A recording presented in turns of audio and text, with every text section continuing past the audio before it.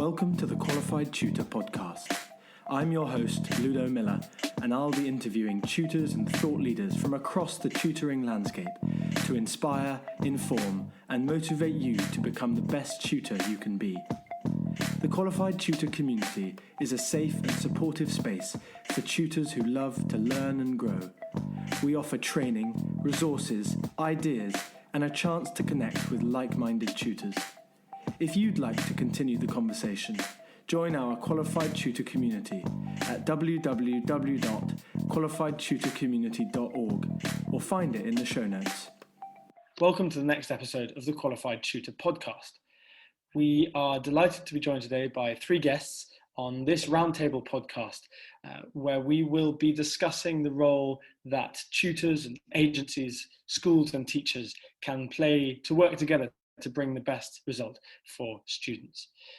We feel this Roundtable format really brings the most out of the topics that we are discussing. Today we will be joined by Tom Seddon, Johnny Manning and Amy Welch. Tom is a class teacher and science lead at an primary school in West Yorkshire.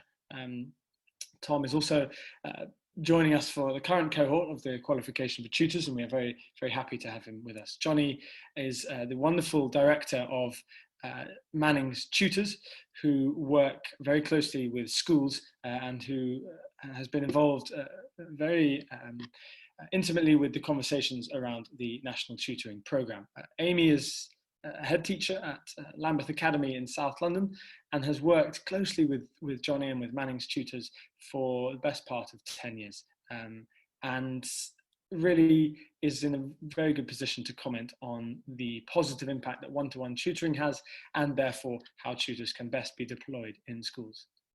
So welcome to all three of our guests. We are of course also joined by Julia Silva, the wonderful founder of Qualified Tutor, and it's great to have this group here today. We always start with these warm-up questions, and listeners of our pods are beginning to see patterns in the answers. So I'm fascinated to see what you, Johnny and Amy and Tom are going to, no pressure, are going to bring to answer these questions. Firstly, what kind of a student were you? And secondly, did you ever have a tutor? Johnny, will you kick us off? Sure. I was probably a slightly annoying, overachieving student. Especially in maths, was kind of a year or two ahead of my class from primary school and sort of ended up taking my GCSE maths a year early. But it was definitely in a setting where it wasn't sort of favourable to be academically smart. You know, it was difficult sort of having friends and that whole sort of dichotomy of pupils, if you can't work hard and be cool, definitely applied in my school. So it's slightly frustrating. Especially getting older and having learned that in other schools that's not the case. I kind of wish that I had more opportunities sort of elsewhere, perhaps. And no, I never had a tutor. In fact, I started tutoring when I was 15 because of being so strong in maths. Started teaching one of my sisters, who's 4 years younger than me, one of her friends, and then that went well. So I started teaching their neighbour, and then their neighbour's neighbour as well. So before I could even drive, this was down in Sussex. I think the first mum used to come and pick me up, the second mum would give me dinner, and the third mum would drive me back home again. So as a 15-year-old getting £10 an hour, I think it was a pretty sweet gig. That was the beginning of tuition for me. Is when I moved to London, carried on tutoring right the way through university and then set up the tuition agency. So never had a tutor, but that's what 20 odd years of tutoring now in one way or another. Fantastic. Thank you so much. That really kicked us off. Amy, go ahead. I would agree. I was really hardworking. My dad was actually the head of the sixth form at the school that I went to, so I didn't really have a choice. Otherwise, I was always had to be on my best behaviour. I definitely tended to prefer subjects like maths, where it's problem solving, and I always wanted to work to get a correct solution. I don't think I quite had the imagination for sort of English and some of the art subjects. And in terms of tutoring, I did have an A-level maths tutor actually. to get some support with that, and had a really good experience there. Just kind of helped with some of those more challenging topics. I've done a little bit of tutoring in my time, and it's really interesting because lots of people think being a teacher in front of a large class is a real challenge, but I actually, you know, admire tutors that work to one because I think their challenges are very different but sort of equal. That is fascinating. We can't wait to plumb that seam. That sounds like a really, really interesting line to go down. Let's hold on to that question about the difference between teaching and tutoring. Tom, go ahead. Okay, so I definitely continue the theme in that I would call myself a hard-working student. I was definitely someone who we tried almost that little bit too hard, and that little bit, you know, always trying to go the extra mile, as it were. But I was definitely more of an English, philosophy, ethics kind of student. I was more about the creative writing side than the maths and figures.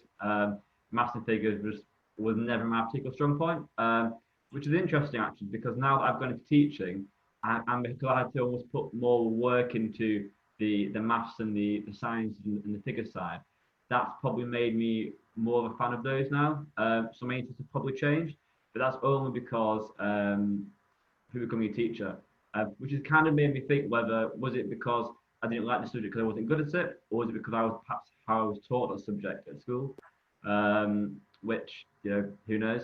And did I have a tutor? So I didn't have a tutor. I benefited from mentoring programs when I was at secondary school. So that was one with Release of Interest, which was more around kind of career mentoring. And again, that was one-to-one. So whilst that wasn't based on maths and English tutoring and on my school subjects, I started to see the benefits of what one-to-one or small group tuition can have.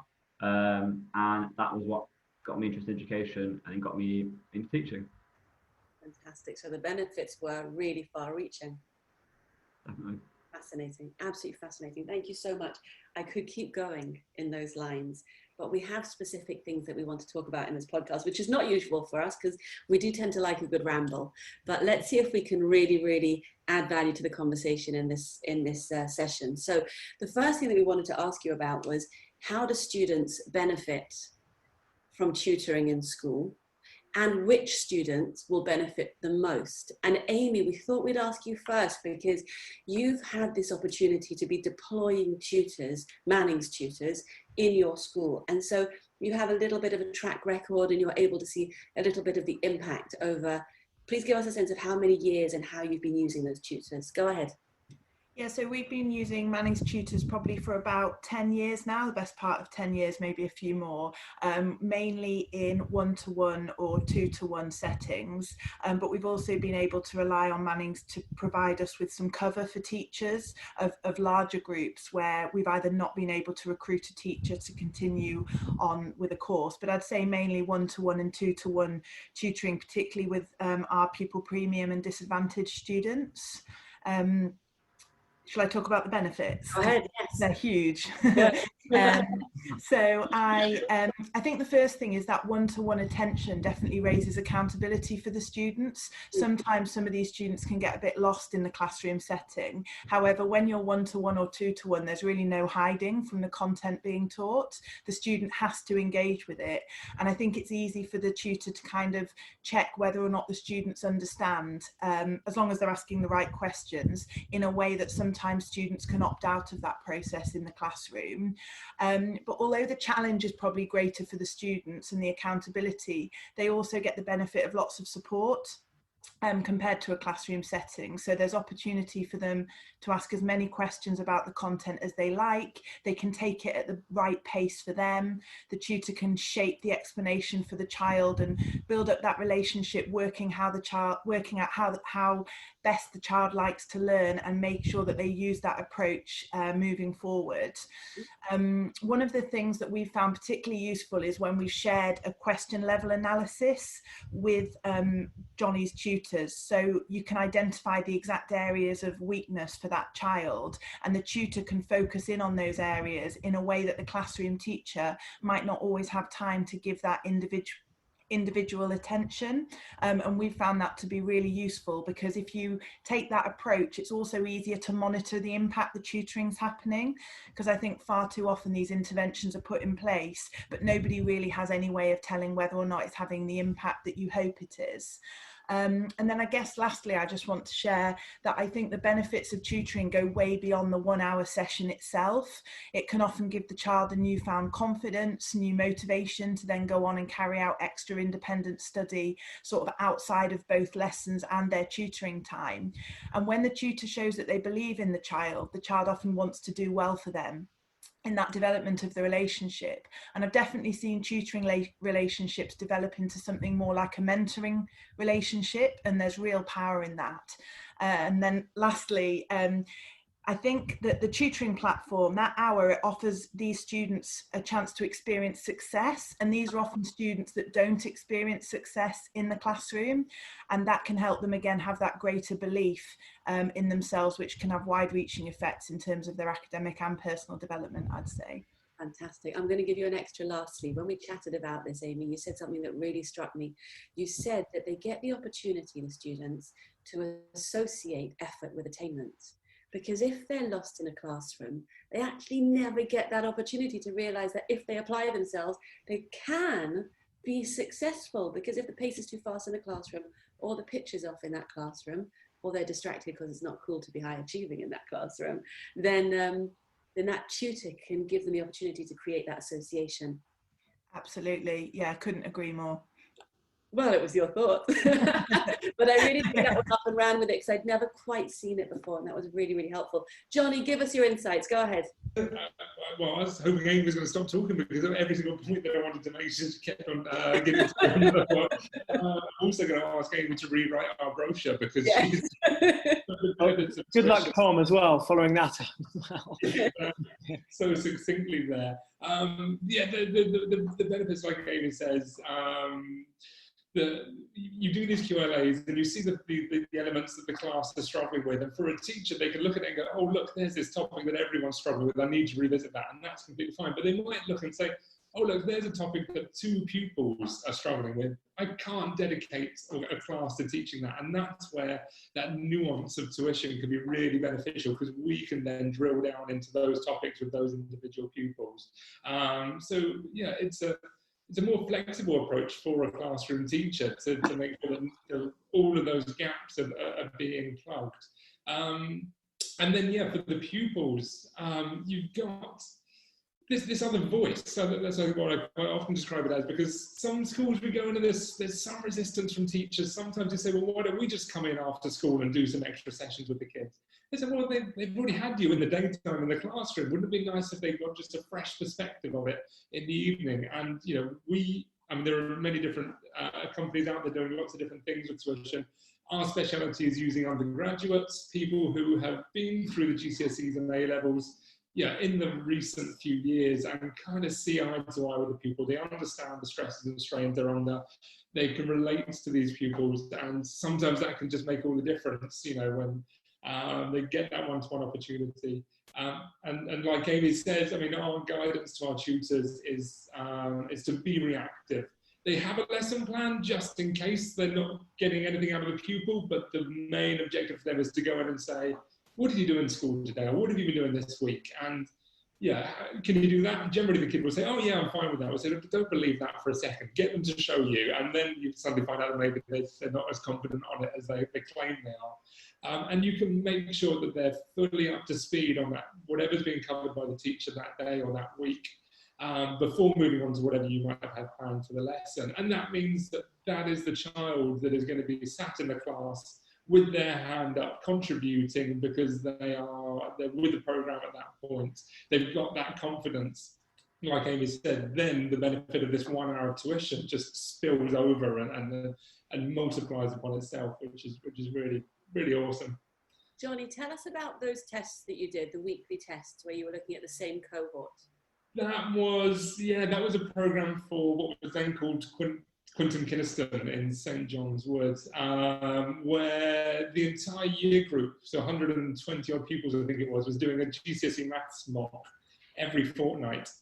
And what we did was we took those mocks home and marked them for the school overnight and produced a full QLA and said, look, here are, I think it was 30 pupils at first, but it went so well they expanded it to 40, who have made the least progress since the last mock. They haven't really moved on. And we took those 40 pupils and we gave them half an hour of tuition every single day for the next 2 weeks. So we had some tutors that were in full time. They were sat in one place and just a new kid would arrive every half an hour. These pupils didn't miss too much of the same lesson because it was like they came at 9:30 every day. So yeah, they missed a different subject every day. It wasn't too impactful. And what we did was we gave them the 5 topics that those pupils had struggled with that the rest of the class hadn't. Drilled them on those over the next 2 weeks, and then we got this wonderful sort of controlled assessment or randomized controlled trial because we had 40 kids we'd worked with and another 80 that we hadn't worked with, and they did the test. And I nervously got all the marks and looked at it. I was like, oh, please say our 40 did better. And every single time, I mean, there was sort of 50, 60, 70% more improvement from the pupils we'd worked with than the others, which was awesome.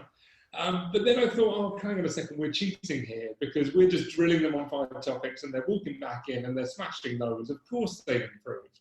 So I went into more granular detail as I want to do as a mathematician. And was checking, okay, are they just getting those 5 topics this time? But because the school was setting a calculator paper followed by a non-calculator paper from the same series, the same topics that we were drilling them on weren't even coming up. So we were drilling them on things they weren't being tested on, and yet somehow they were still doing better. And from that, we kind of interpreted that just the confidence level was generally rising, that they were having a stab at the questions. And that was the qualitative feedback we got from the school as well. They said in the mock room, they could see the 40 that we've been working with because they were the ones that were still there working, as the hour and a half elapsed. So that was really awesome. That was a great sort of little study. Such positive results. Johnny. Yeah, we should write that. That's brilliant. Johnny, do you help? Do you do anything for English as well, or is it just maths? No, we do. Yeah, absolutely. I mean, that was quite an intense program. We do all subjects. I mean, English and maths have historically been the highest demand subjects, especially when it was 5 A statistics, including maths and English, that schools were judged on. It was such a binary pass or fail for a school to get a pupil from a D up to a C in maths or English. So that is where all the focus went. I think we worked at Paddington Academy about 8-9 years ago where we were doing 100 hours a week and it was purely that CD borderline. What I really liked about 9 to 1 is seeing attention spread out across all subjects and all levels, because it's just as valuable to get a pupil from an 8 to a 9 in geography nowadays. I know it's still double weighted for maths and English, but it's a real boost to get a pupil from that should be getting a 9 that's sitting on an 8 in any subject. So we've got 240 tutors across all subjects, and really nice to get that attention to all the pupils. Much broader view, isn't it? Fantastic. Tom, can you talk to us about the relationship between tutors and teachers? Because we're anticipating that when the NTP tutors arrive in schools, one of the relationships that's going to have to be established and developed is partnerships between tutors and teachers, which is new for most schools. And with your teacher hat on and your tutor hat on, could you talk to us about how that dynamic might work in the crazy, constantly changing environment of a school? Sure. So what I think is there's going to have to be quite a big focus on developing trust between teachers and tutors, especially in the early days. I was thinking about this when we had the tutor training last week, and it made me realise how one of the good things about having this almost uniform tutor training is that it's showing that there are, I suppose you could say, kind of like agreed rules and agreed principles which all tutors agree to, and also that then reminded me of the teacher standards. But the difference is where the teacher standards everybody's heard of or has a good idea about.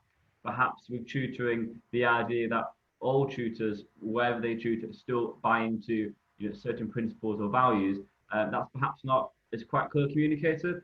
So what I think is to develop that successful partnership between tutors and teachers. It first starts with the tutor training, and making tutors feel part of the whole school staff team, rather than just an add-on.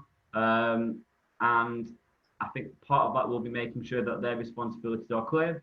So again, I think the tutors will be a really useful resource for schools.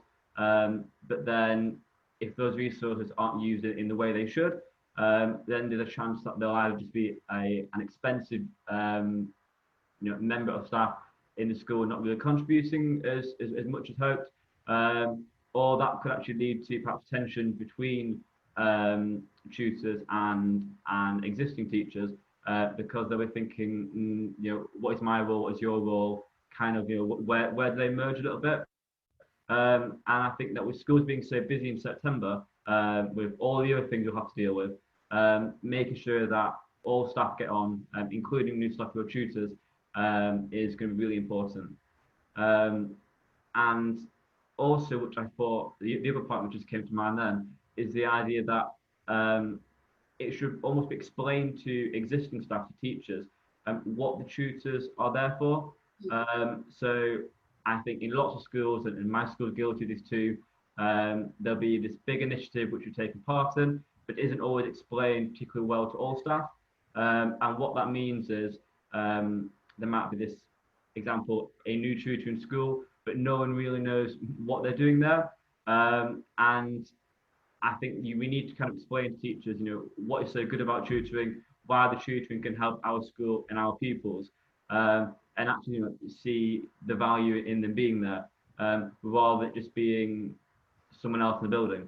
And I think definitely based on the area where my school is, where generally there's a misconception that tutoring is more for privileged children, if I should say, or that tutoring is something which only people who perhaps can afford tutoring, they can benefit from it.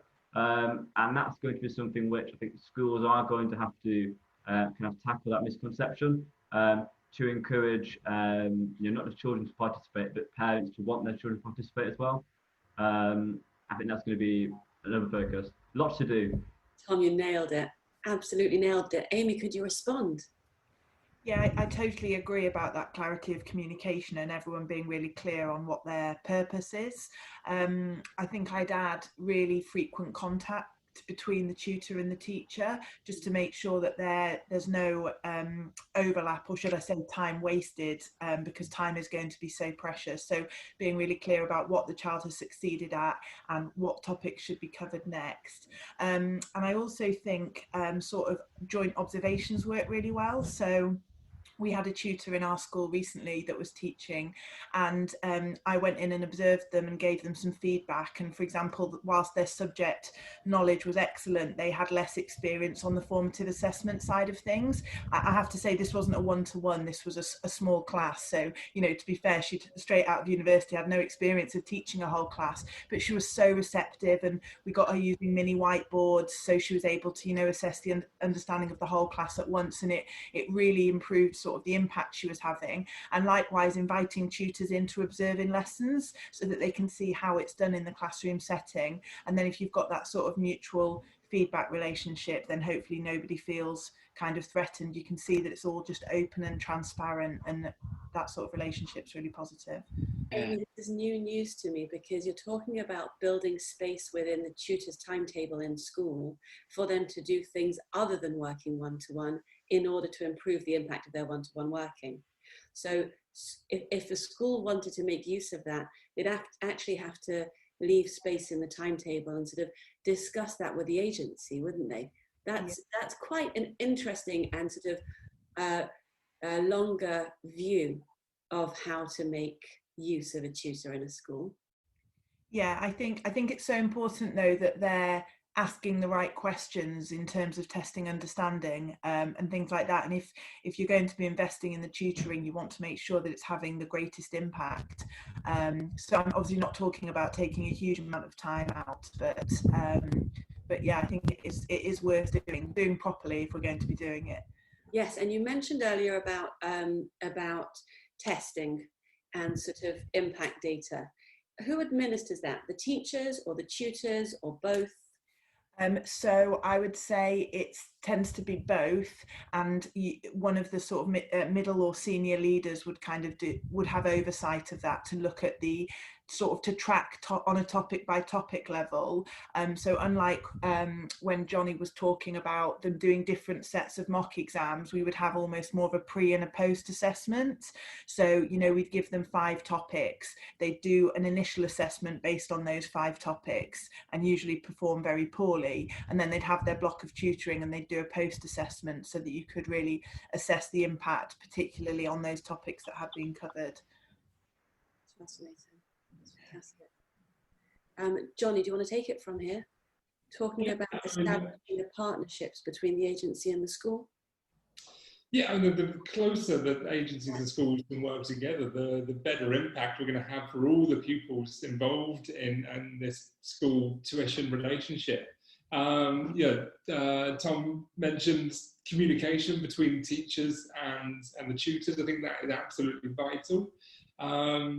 You do meet resistance in some places where you just feel that it's like, oh, why is this agency coming? Why is this tutor coming in? And why do they think they can do it better? It's not a case of that. It's like, let's unify, let's pull in the same direction. So one of the key ways that we try and do that is to ask the individual teachers of the school, the pupils, to list these 5 topics that the pupils are struggling with and to send it to us before the first lesson, so that each tutor is walking in knowing exactly what that pupil is struggling with. We've had mixed results with that. Sometimes it comes through wonderfully. I mean, everything that I've done with Amy Garn has been, everything's been there because she's on top of it all. Sometimes we don't get it. Or the most frustrating one is when someone just sends the same 5 topics for an entire class. And so, well, if those 5 topics are the ones that are struggling with, then you can do that in the class. Let's get this down to a granular level so that we can have the greatest impact here. And put that effort in and we'll all get more out of it as a result. I think, like Amy says, pre-tests, post-tests, I even advocate for a sort of midway test if you can as well, if you're running a 10 or 12 week.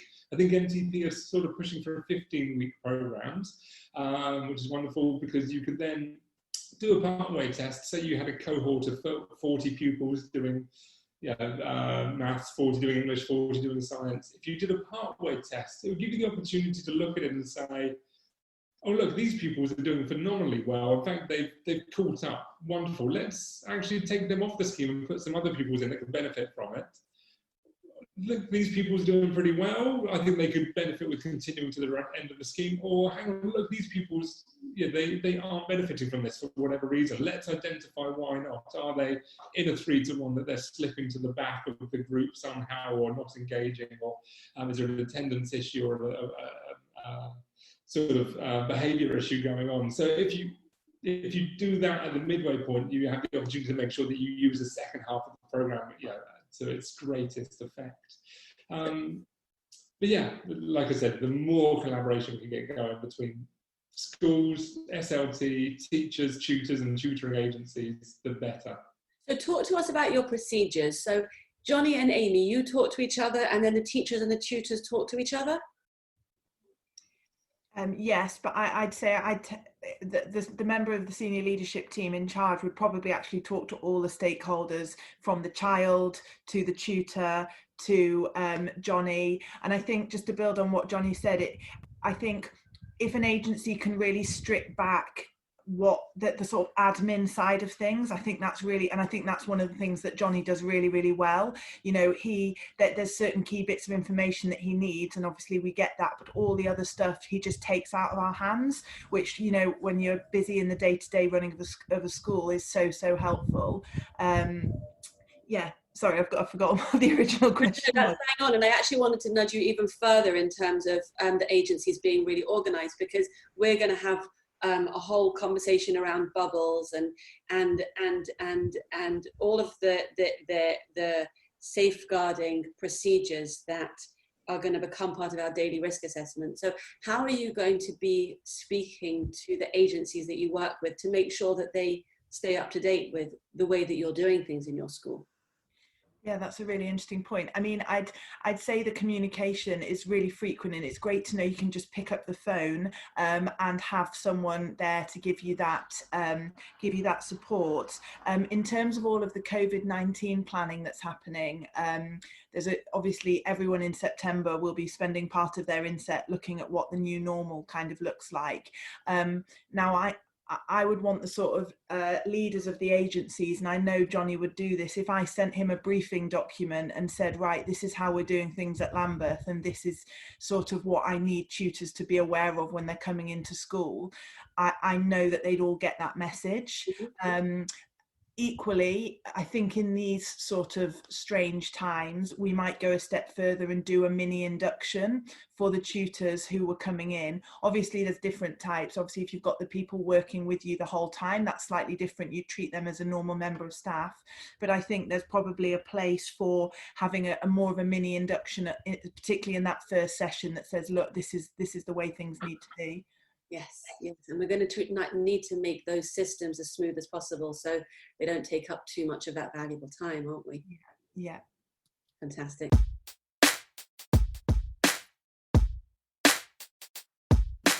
And now, a brief word from our founder, Julia Silver. If you'd like to hear more about the ideas we touch on here, or gain the tools to take your own tutoring to the next level, the qualification for tutors could be for you. This live online seminar is facilitated by industry experts who, over 4 Zoom workshops, will cover the foundations of teaching and learning and how it relates to you as a tutor. The workshops are full of rich discussions where you'll learn alongside other tutors and connect on a professional level. We will teach you how to be the kind of tutor every child remembers. Visit our community space at qualifiedtutorcommunity.org and sign up now for our transformative course. We'll see you there. Tom, could you talk to us? Sorry, Ludo, go ahead.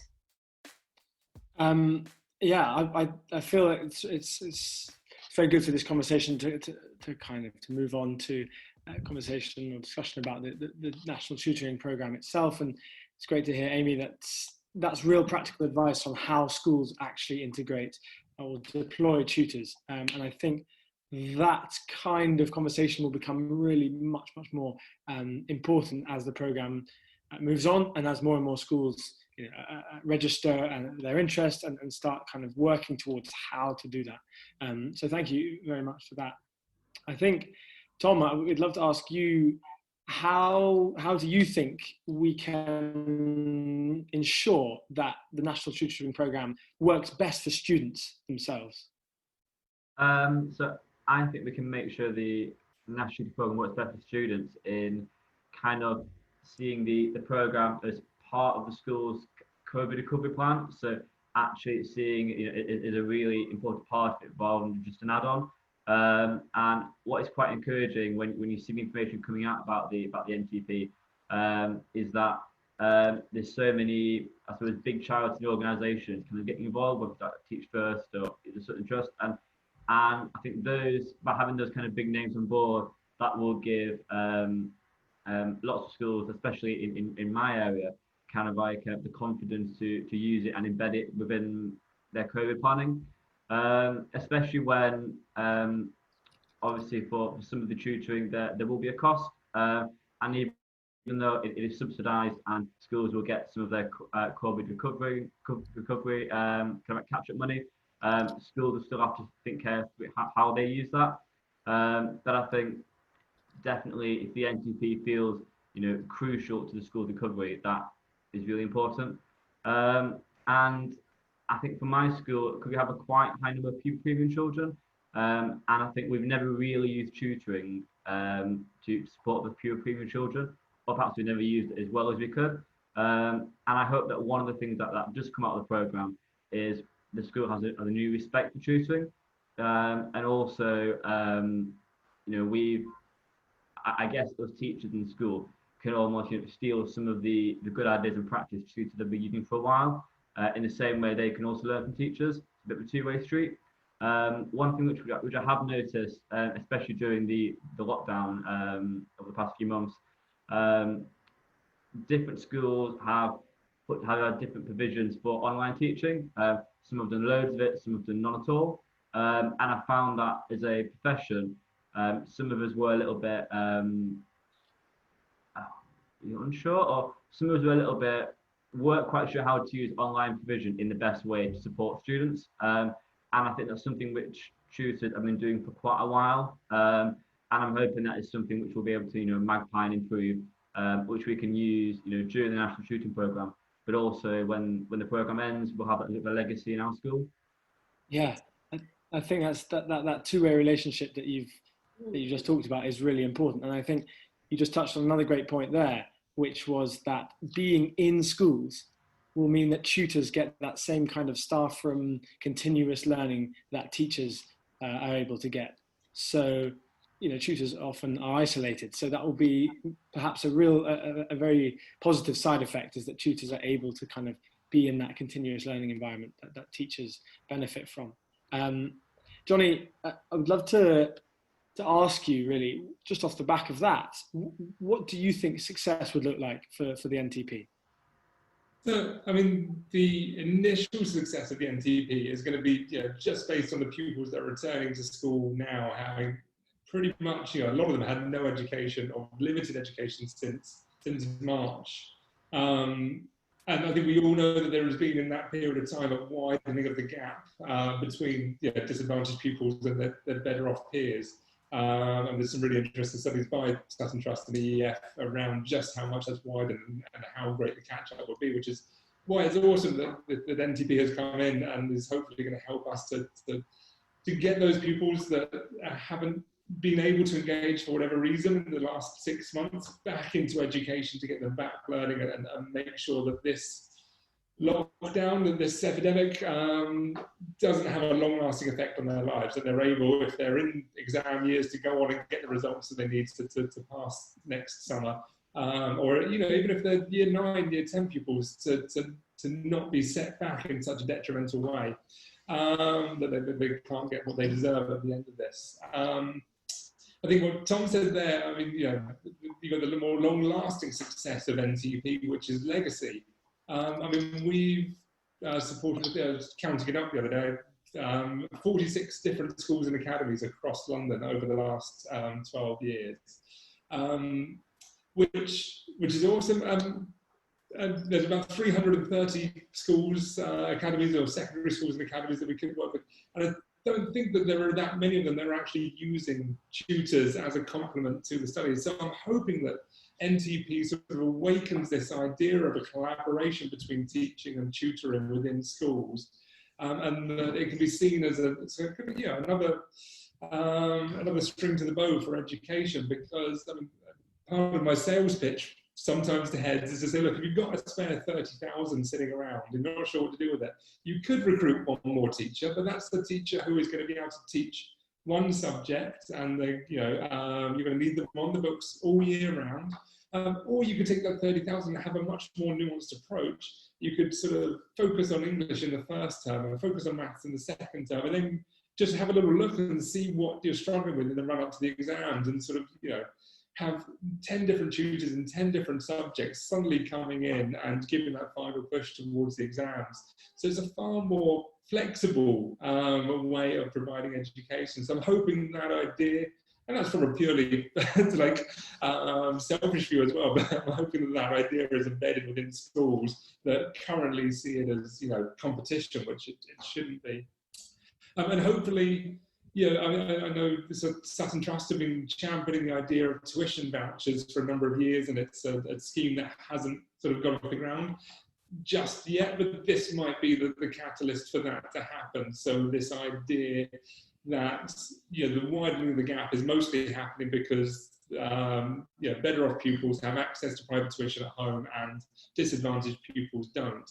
So there's two ways to solve that. Either you make private tuition illegal, so you stop the better off kids having it, or you provide access to tuition for the disadvantaged pupils. It feels a bit like a nuclear arms race, doesn't it? It's like you guys got to stop having tuition, or we'll have tuition over here.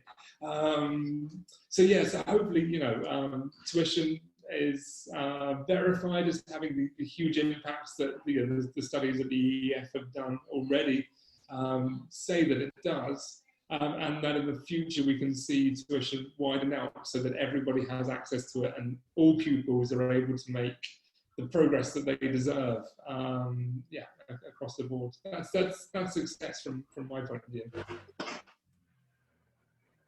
Yeah, I really think that, if that's what it ends up looking like, then it's there's been a real kind of positive step, hasn't it? Julia, do you have thoughts on this?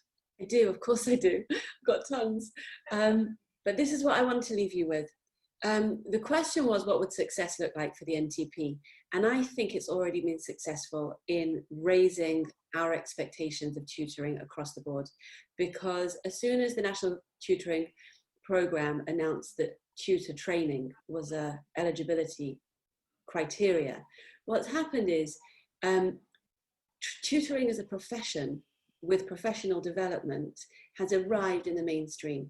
And if it's necessary for the NTP, why would it not be necessary for the private sector and any other type of tutoring that we're offering? So what's happened is bigger than the NTP over here, because as thought leaders, the EEF have been able to say tutoring is so valuable that we're going to invest in it. And in order to invest in it, we expect a certain industry standard, as Tom was saying before. And so these tutor standards include a commitment to professional development. And so success for the NTP means, as Johnny said before, another string to the bow of education, and that extends and overspills the boundaries of school. And it means that students are going to have access to tutoring as another resource that's going to enable their life outcomes. And if it is that the NTP can increase the supply of able tutors and therefore cause some sort of balance in the pricing, which, as we know at the moment, pricing for tutors goes from £5 an hour to £105 an hour. What we want to do is create an industry standard, and having the NTP catalyse that is going to have a long-lasting legacy for the tuition ecosystem, which we're really, really happy to be a part of. Yeah, absolutely. And that's really the benefit of bringing together these conversations. And this is certainly not the final time that we are going to talk about this, and I'm sure within 1 week a lot of stuff will be out of date. But I hope that that these, what we've discussed here, are able to help a huge number of agencies, tutors, schools, teachers, parents. There's so many cogs, Tom, as you were saying. There's so many parts to this that there's a lot to do, but we have to be speaking to as many of the components of this program as we can. And I think what you three, and Julia, you as well, have been discussing there will really bring a lot to help understand what NTP can benefit. And of course, at this time, being involved in communities, being involved in groups that help with feedback and with advice and with tricks and tips for tutoring even, and for working in schools, for example, that's a really positive and kind of a really useful feature for educators, and especially in a time when everyone's working kind of online. The QT community goes some way to helping that. We have different groups for agency leaders, we have groups for tutors to share their tricks and tips, and really the conversation is already beginning to flow there. So the link to join the community will be in the show notes below, but please do join it. You can find it at qualifiedtutorcommunity.org, and really we welcome all tutors, educators, agencies, teachers, as there is a space for everyone there. But we'd like to thank everyone, all three of you involved today. Thank you for joining us. Thank you for finding time. As I said, we would love to have you on again. I won't ask you to confirm that now, but I know that you will be very happy to join us again. So thank you very much, all three of you. If you have any last thoughts, then please do add them now. But it's been a pleasure speaking to the three of you, and we will see you again very soon. Thank you very much for inviting us, Thanks very Ludo. much. I really enjoyed it. Very insightful. Thank you, Johnny. Thank you, Amy. And thank you, Tom.